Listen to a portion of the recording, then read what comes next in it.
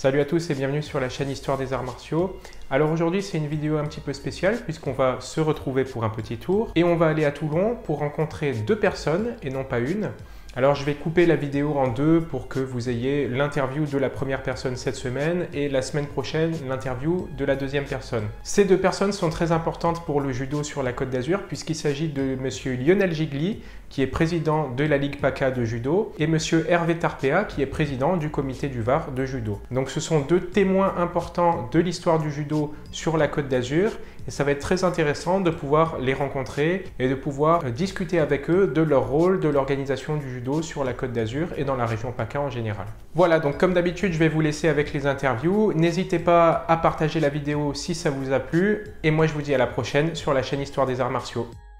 Tu iras faire un petit tour.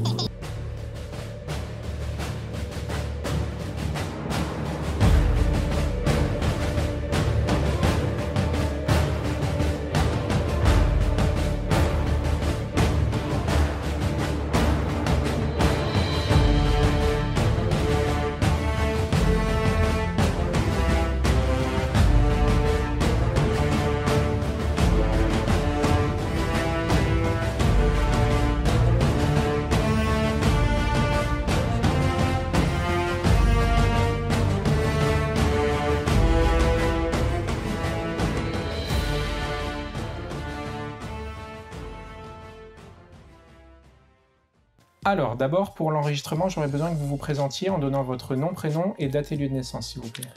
Alors, je suis monsieur Tarpéa Hervé, je suis né le 2-1-55 à Bienville en Haute-Marne, 52. J'habite au Brûleur du Castellet, 83 330. En quelle année vous êtes descendu dans le sud? J'avais une quinzaine d'années, ça fait 52 ans. Pour les statistiques, j'aurais besoin du métier de vos parents. Alors, mon papa, il travaillait au chantier naval de La Ciotat, et ma maman était mère au foyer. Quel travail il exerçait au chantier naval? Soudeur.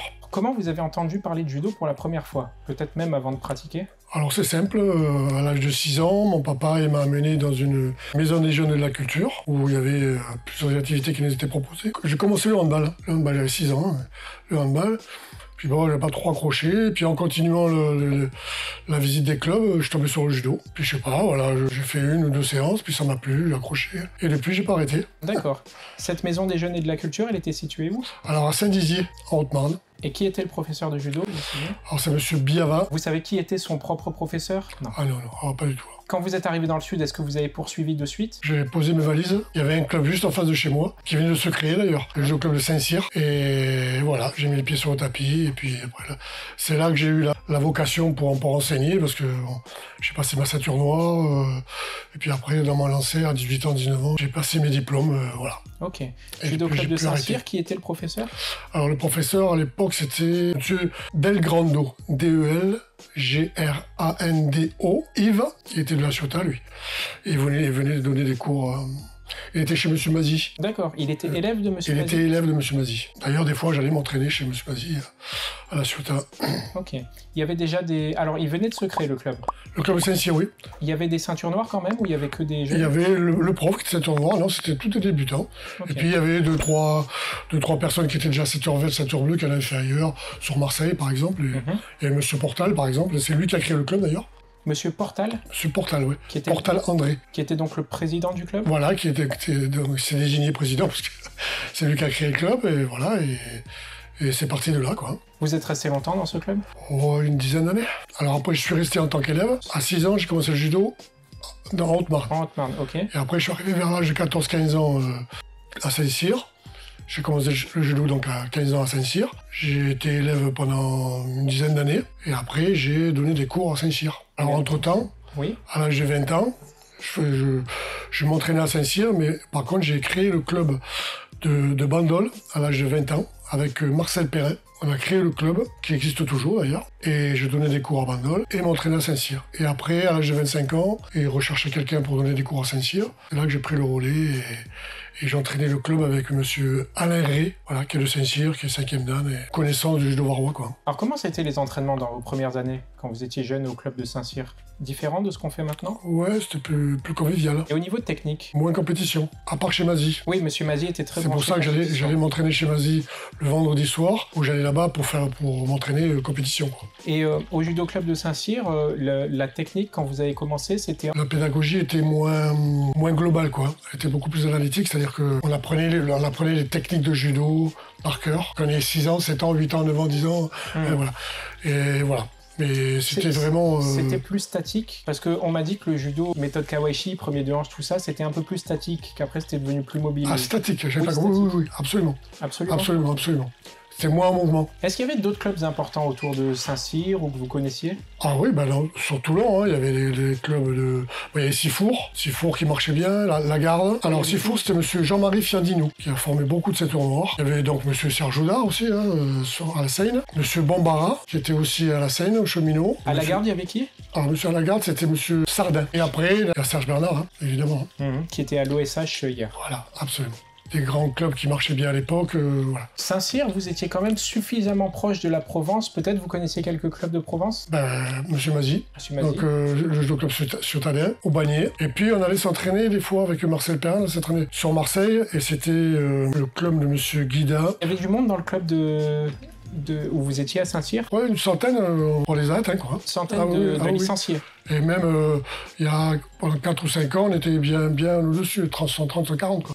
Quand on a changé d'endroit, c'est-à-dire qu'on a fait les cours de judo dans un gymnase, bon, on mettait les tapis, les enlever, mais c'était beaucoup plus vaste. Là, on est monté à 140, 150 licences. Et sur ces 140, 150 licenciés, combien il y avait de femmes, vous pensez, à peu près? 10%. 10%, donc 14, 15 à tout péter, quoi. D'accord. Alors que maintenant, c'est pratiquement inversement. On en parlera tout à l'heure, mais c'est pratiquement inversé, quoi. Est-ce qu'il y avait des stages dans ces années-là? Dans vos années de début, quand vous aviez 15-16 ans? Absolument. Beaucoup basés sur la technique. Alors à l'époque, avec Bandol, Saint-Cyr, le Castellet, quand j'ai créé le club du Castellet, on faisait beaucoup de stages communs, et on faisait des stages ski-judo. Oui, ça se faisait beaucoup. Mer judo.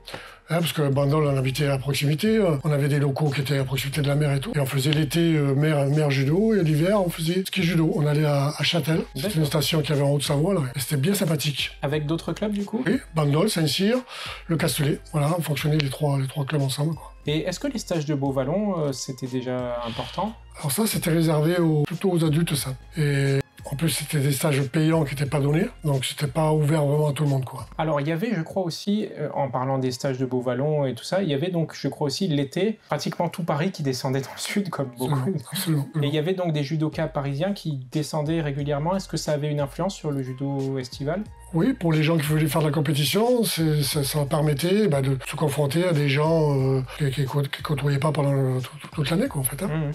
Vous vous souvenez de quelques Parisiens qui étaient descendus, ou vous n'avez pas de nom? À l'époque, oui, il y avait les Delvin, voilà, tous ces grands noms, les Janico, les Vachon, voilà, tous ces gens-là, quoi. Dans le sud, et en particulier dans le Var, il y avait énormément de judokas qui étaient militaires ou policiers. Est-ce que votre propre parcours a été influencé par des judokas militaires ou policiers? Non. Je crois qu'il y avait monsieur Bonin qui était dans le coin, qui était militaire. Absolument. Et à Saint-Cyr, il devait y avoir quelques militaires, non? Parce qu'à Saint-Cyr... Ouais, mais non. Honnêtement, non. Même après, sur Bandol, le Castellet, tout ça, j'ai pas eu trop de... C'est surtout sur Toulon, je crois, qu'il y avait des militaires, parce que bon, comme la caserne n'était pas loin... Ouais. Et puis il y avait Saint-Raphaël aussi, mais ça fait un peu loin. Aussi, ça fait un peu loin. Vous avez pratiqué la compétition quand vous étiez enfant? Oui, jusqu'à mes 29-30 ans. Vous avez fait des résultats importants?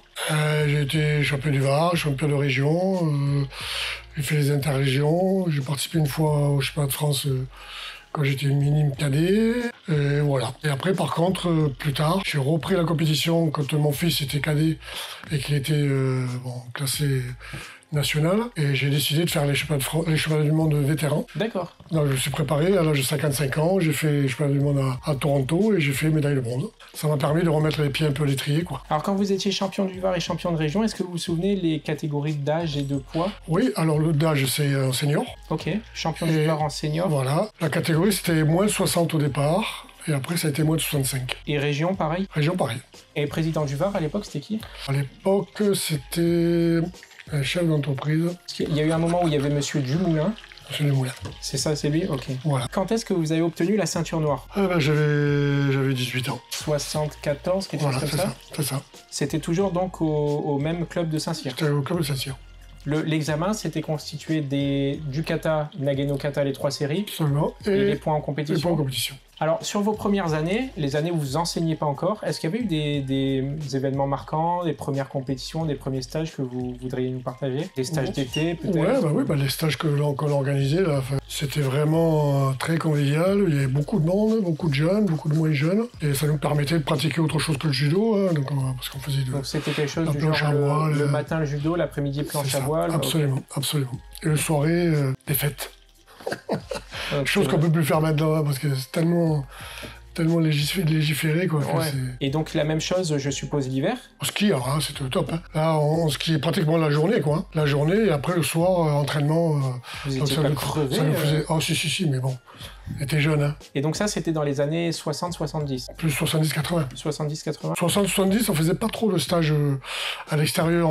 Quand on faisait des stages, c'était vraiment des stages judo, quoi. Hein. Judo, voilà. Il y avait beaucoup d'interclubs? Ah oui, il y avait surtout des interclubs. Très peu d'organisations départementales et régionales et nationales. Donc le judo, il y avait beaucoup surtout en fait par des profs qui s'entendaient bien, qui organisaient des trucs ensemble. Absolument, qui se fait encore maintenant. Et en plus des interclubs, est-ce qu'il y avait des stages avec des maîtres japonais, par exemple, ou avec des intervenants extérieurs? Alors, oui, mais c'est très rare. Celui qui m'a marqué, c'est Hirano, évidemment. Hein. C'est Hirano qui, lui, intervenait régulièrement dans le Var. Voilà, après, il y a Michigami. Mais c'est surtout Hirano, quoi. Ouais. Hirano, il venait souvent? Ah oui, parce que comme il était sur Marseille. Oui.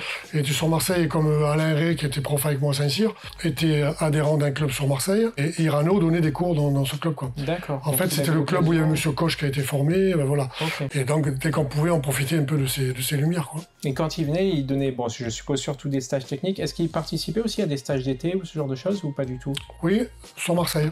D'accord, oui. Avec le club de Marseille, avec la SPTT de Marseille. Aujourd'hui, vous avez quel grade? 4e. Que vous avez eu en quelle année? Oh, il y a 10-12 ans maintenant. On est en 2022, donc vers 2010. Ouais, 2010 par là. Ok. Vous avez le brevet d'état, je crois? Ah oui, oui.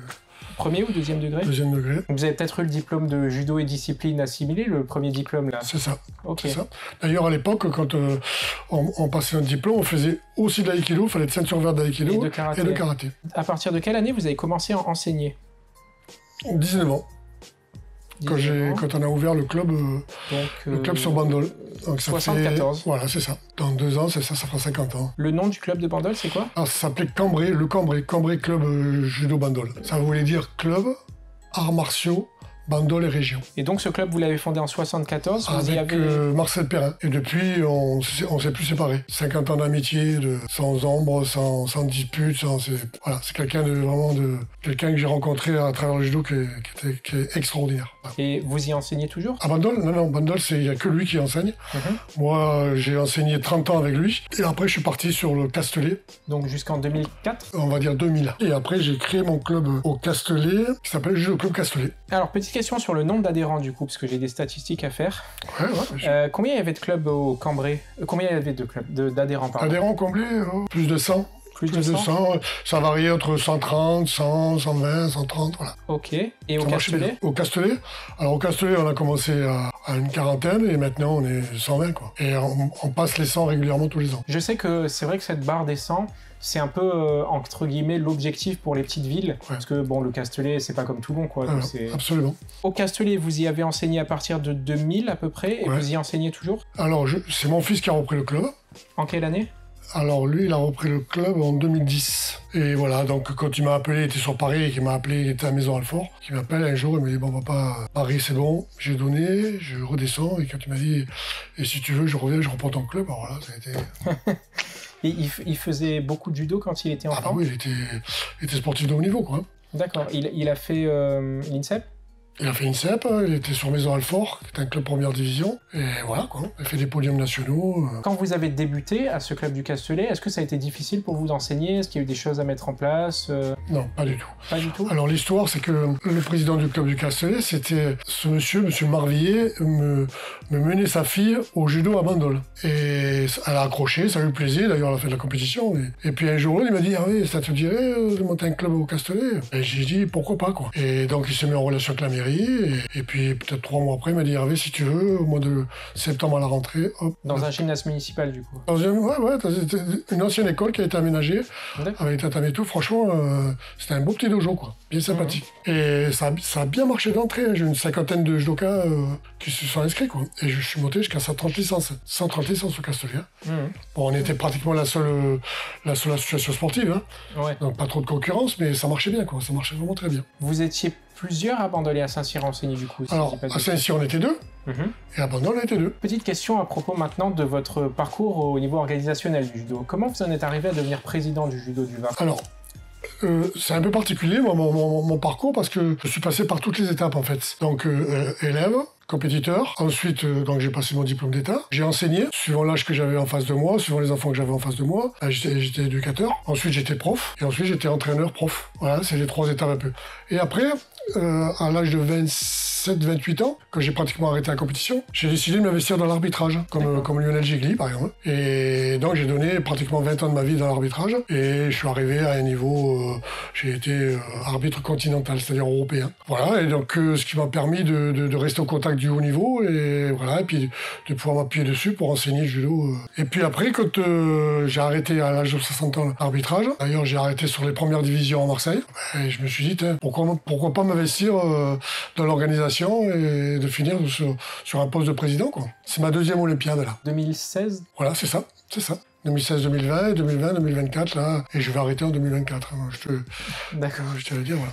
Est-ce qu'avant ça, vous aviez un poste au niveau d'une commission sportive? Oui, j'étais responsable d'arbitrage interrégion, région. C'était la commission principale dont j'avais la responsabilité, quoi. Donc ça, c'était avant 2016, dans les années 2000-2010. Voilà, c'est ça. J'ai cru comprendre que l'arbitrage, ça a été en France, particulièrement dans le sud d'ailleurs, un gros problème à certaines époques. Les règlements ont beaucoup évolué, depuis les débuts, ça n'a plus rien à voir.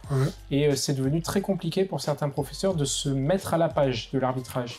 Oui, c'est pour ça que je me suis investi dedans, moi, pour être à la page, justement. Et donc, nous, notre rôle, c'était d'organiser des stages pour, justement, informer les professeurs. Et ils viennent pas beaucoup à la recherche d'informations. Hein. C'est les premiers à respecter autour d'un tapis, mais parce qu'ils connaissent mal les règles, quoi. Donc, nous, on essayait de faire ce qu'on pouvait pour les informer, en faisant des stages en début de saison, mais c'était pas toujours suivi. Un peu comme ce que j'ai vu au stage de pré-rentrée, il y a eu un brief sur les règlements d'arbitrage. Voilà. Alors du coup, il y a eu l'arbitrage qui a occupé une grosse partie de votre temps. Maintenant que vous êtes président, vous avez, je suppose, un domaine de mission beaucoup plus vaste. Sur toutes les commissions. Ah ouais. Hein, que ce soit les katas, l'arbitrage. Pour les gens qui regardent, expliquez un peu en quoi ça consiste, le rôle de président d'un comité départemental. Alors le rôle d'un président, c'est de donner un peu des pouvoirs à d'autres personnes pour pas s'occuper de tout, en fait. Hein. Donc il crée des commissions qui ont toujours existé, hein. C'est pas moi qui les ai créées. Hein. Donc essentiellement les commissions de kata, commission arbitrage, commission jiu-jitsu, commission technique évidemment. Hein. Donc la commission technique, le responsable c'est le cadre technique, donc c'est Julien hein, qui est responsable de la commission technique, et commission de sélection aussi. Alors ça fait partie de la commission technique indirectement, mais elle existe quoi.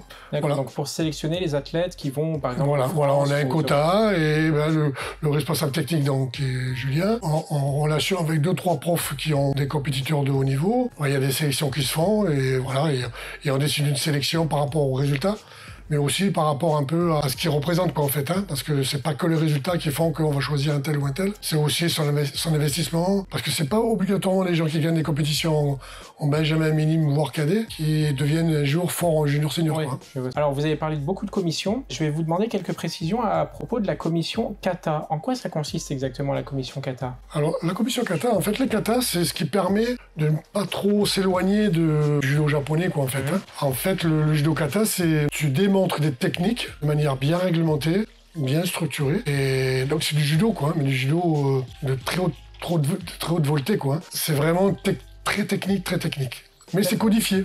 Okay. C'est codifié. Et donc dans cette commission-là, sont membres les professeurs qui ont le plus d'ancienneté, 6e dan. d'expérience. Voilà, 6e dan, c'est le haut gradé, quoi. Bon, après, il y a les 4e et 5e qui font partie de jury, mais qui ne peuvent faire passer les katas que des grades en dessous de la leur.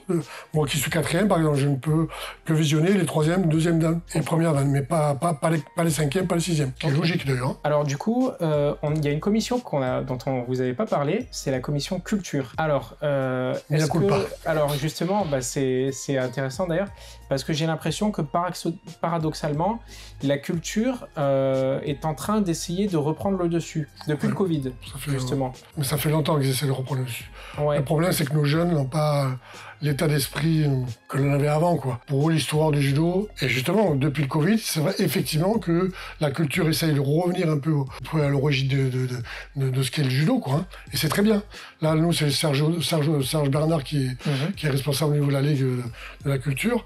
Et c'est bien qu'il y ait des gens comme ça qui nous rappellent un petit peu, qui nous prennent pas par les épaules, et on dit « Oh, attendez, vous illuminez pas trop. Le judo, c'était ça avant. Ouais. Il faut que ce soit un petit peu ça encore maintenant, quoi. » Ouais, donc il faut qu'il y ait une mémoire de ce que c'était pour qu'on ne dévie pas trop. D'ailleurs, il y a un gros débat en ce moment, surtout dans le judo français, c'est la scission qui est en train de se faire entre le judo de compétition qui part d'un côté et le judo traditionnel qui est à l'opposé.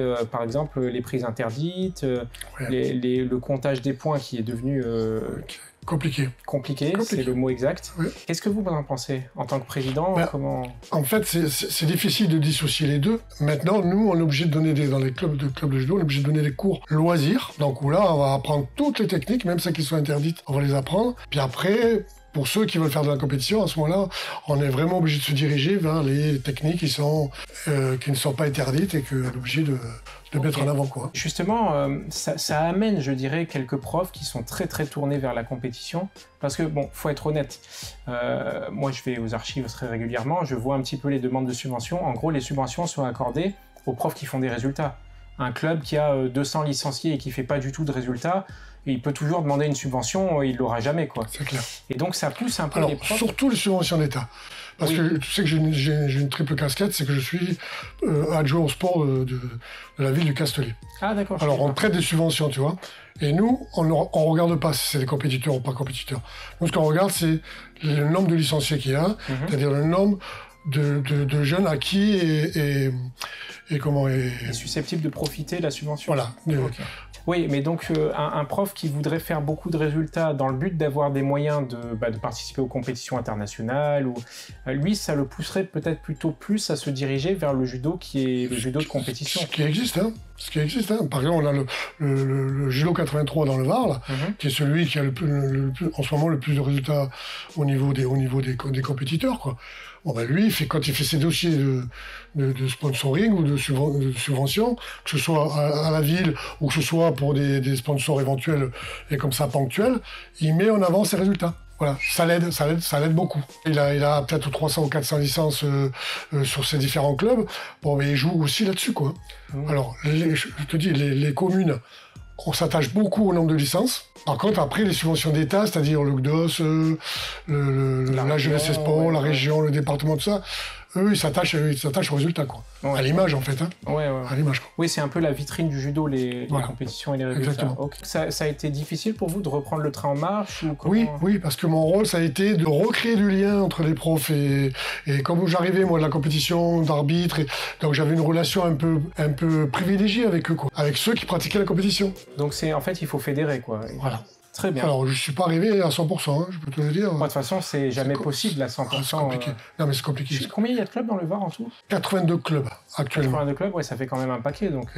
Et sur les 82, il y a une trentaine de clubs qui font de la compétition, essentiellement. Après, les autres font la compétition de manière un peu espacée, quoi. Alors, j'ai une question au niveau géographique. Est-ce que c'est pas plutôt des clubs dans le sud du Var, c'est-à-dire proche de la mer, qui font de la compétition, plutôt que dans le nord? Non, je dirais proche des grandes villes, alors Toulon, évidemment.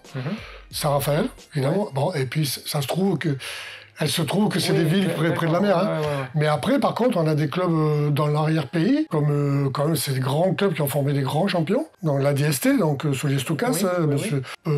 D'ailleurs, on va parler un peu des professeurs qui ont marqué un peu l'histoire du judo varois. Donc, Sorin Bruno, puis il y a l'OJV, l'Olympique Judo Varois, qui est du côté de Hops. Donc après, le Luc, et puis après, Saint-Raphaël, évidemment. Et à Saint-Raphaël, il y avait Monsieur Chopin, de mémoire. Oui, et après, il y a Monsieur Casa. À Toulon, donc, il y avait Monsieur Houdard, évidemment. Monsieur Fianino.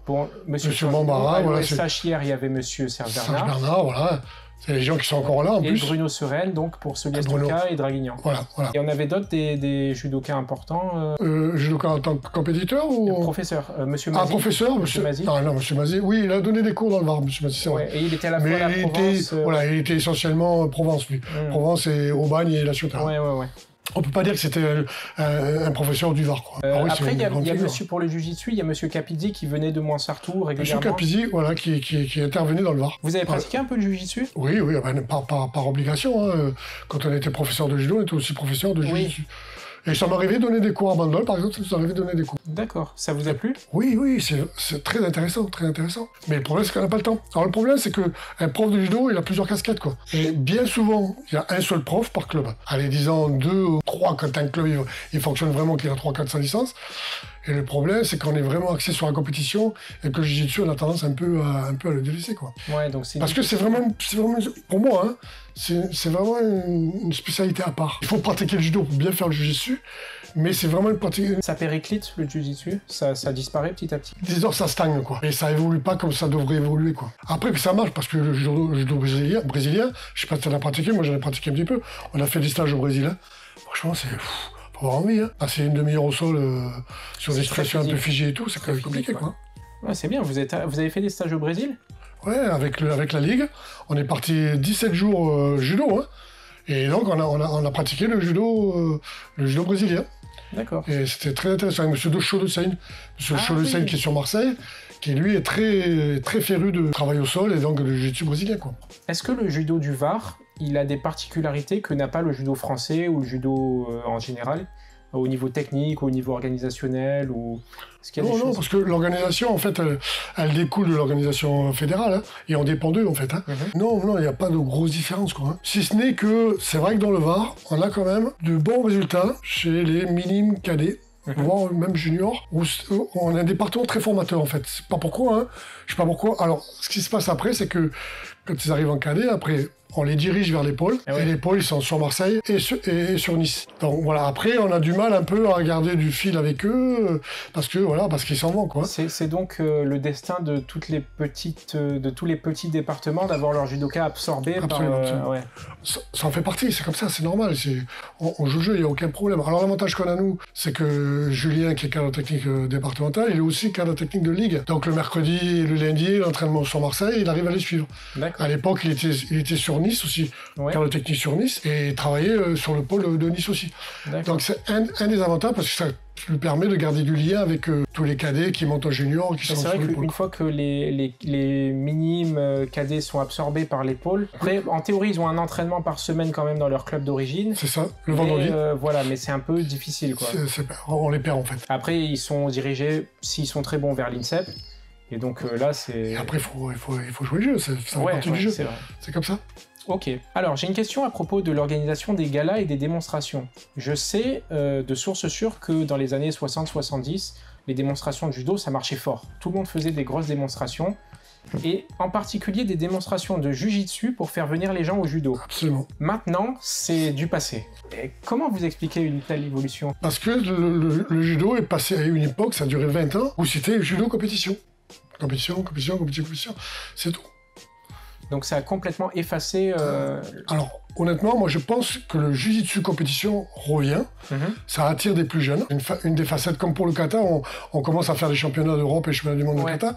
Et bien là, le jiu-jitsu, c'est pareil. Et c'est à travers ça qu'on arrive à capter des anciens judokas qui, bon, la compétition, ils peuvent plus en faire, et ils se dirigent un peu vers la compétition du jiu-jitsu. C'est pas mal d'ailleurs. Et en parlant des démonstrations, justement, à l'époque, les démonstrations étaient aussi tournées vers on faisait du jiu-jitsu pour la self-défense en réalité. Absolument. Maintenant, j'ai l'impression que la self-défense, c'est le judo, qui à une époque était vraiment imbriqué. C'est devenu complètement séparé. Pourtant, quand je vois les parents inscrire leurs enfants dans les clubs de judo, ils ont encore, l'idée s'est transmise, ils ont encore cette idée que le judo... Les parents de maintenant, je sais pas, hein, mais il y a quelques années, oui.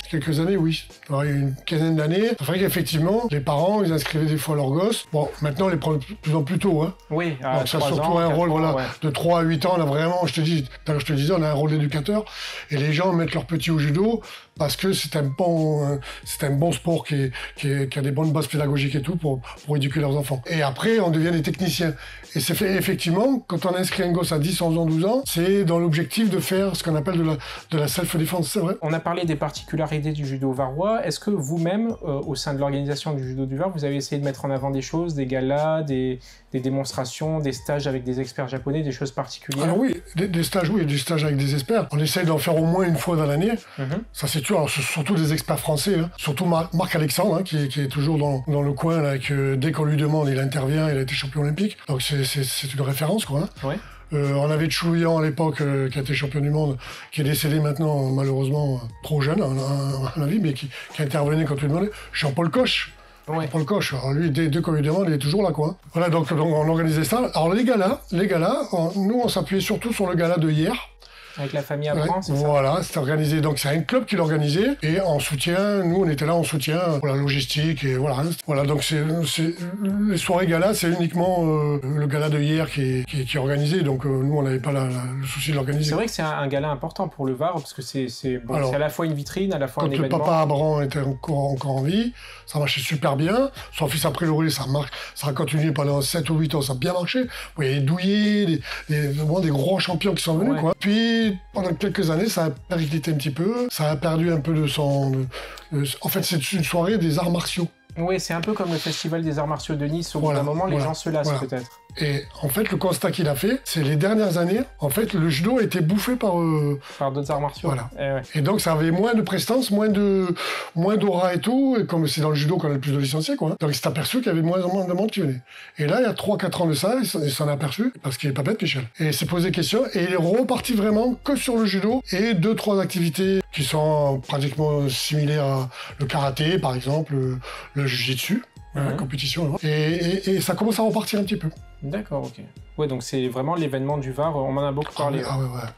À l'époque, je te dis, la salle a été pleine. Hein. Là, ça fait 5-6 ans, chez les cadets juniors. Alors, par exemple, le jeu comme du Castellet, petit club, hein, j'en parle en tant que président, hein, pas en tant que responsable du club, quoi. 3-4 ans de ça, on a eu les meilleurs résultats en cadet. De France, vous voulez dire? Ouais, on a fait deux podiums, quoi, une championne de France et un 3e. Et au niveau départemental, on avait fait 5 médailles en cadet. Extraordinaire. Et là, encore cette année, on a quand même 2 cadettes qui font les mondes cadettes, qui ont eu des médailles, et notre Chloé de Victor, qui est vice-championne du monde. Elle a été championne du monde l'année d'avant, vice-championne du monde, et qui fait les championnats d'Europe de mer. Alors en ce moment, c'est le fleuron du judo varois, quoi. Hein. On m'a beaucoup dit, heureusement qu'il y a des femmes en judo maintenant. Très bonne remarque.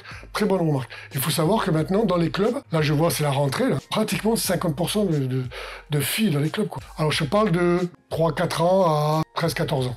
Ok. Voilà. Après, il y a une... Après, chez les filles, il nous reste celles qui veulent passer leur ceinture noire et celles qui font de la compétition et qui ont un peu des résultats. D'accord. C'est vrai qu'il y a une chute. Alors, il y a dans les deux genres, chez les garçons aussi, il y a une chute à l'adolescence un peu des licences. C'est dur de garder les adolescents. Dans tous les sports. Les études. Parce que nous, dans les petits villages, à l'âge de 16 ans, 17 ans, ils partent, ils vont dans les grandes villes. Ouais.